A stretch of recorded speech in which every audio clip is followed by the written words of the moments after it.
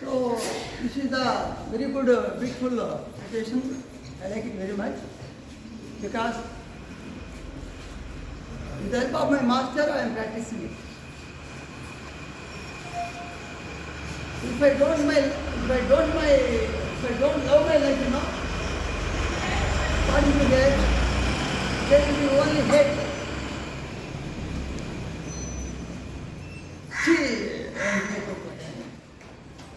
వాడు చాలా పాడు చేశాడు. మా అమ్మ ఇన్ని ఆడలే. ఇట్లా throughout the day we will waste our energy by inviting negative thoughts in our mind. Have you understood? So to lead a life peacefully, lovably, you have to accept the things as they come. We all are nothing but doctors. I am going to doctor and I am patient and I am sick, Whatever the problem I have with me, the doctor will treat us very happy. He has that mind how to deal this, how to cure the problem. In that way, we are all doctors. We have to be like that when to treat the things as they come. అంటే మనకు వచ్చేటువంటి విషయాలు ఏవైతే ఉంటాయో అవి వాటిగానే స్వీకరించాలా. ఎలాంటి emotions మనం పక్కన పెట్టాలి. కష్టం వస్తే దిగులు పడడం, హుషారు వస్తే ఔర్రా అని ఎక్కడము, ఇస్రాల్లో negative things, positive and negatives ఈ రెండింటిని అధిగమించడానికి ట్రై చేయాలి. అది చేయాలంటే గీత చదవాలి, లేదంటే గురువు సహాయం తీసుకోవాలి. ఆ గురువు మీ అమ్మాయి కావచ్చు, మీ నాన్నయ్య కావచ్చు, లేదంటే మీ క్లాస్ టీచర్ కావచ్చు, లేదంటే ఒప్పుకుంటే నేను కావచ్చు. ఇది గుర్తుపెట్టుకోగలిగితే లైఫ్ నువ్వు ఎంజాయ్ చేస్తాం. చూసావా, లవ్ అండ్ లైఫ్ లిమిటెడ్. అంటే లైఫ్లో లవ్ ఉంది. లైఫ్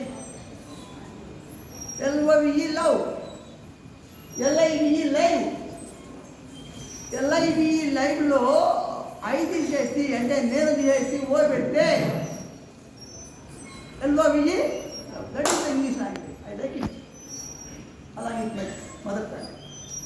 ఇప్పుడే నాకు నాలుగు మిస్టేక్ చేస్తున్నాను. లవ్ లైఫ్ చాలా దగ్గర ఉన్నాయి.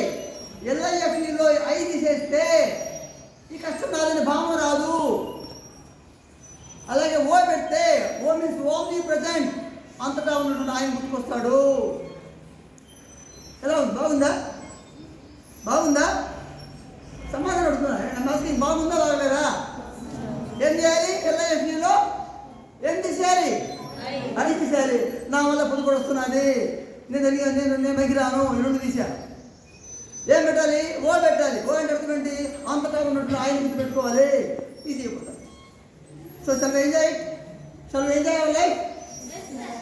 చేయకూడదా? ఏం తీసేయాలి? ఏం పెట్టుకోవాలి?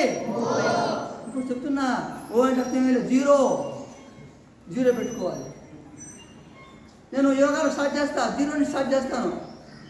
0 1 2 3 4 5 6 7 8 9 10 11 12 జీరో అంటారు.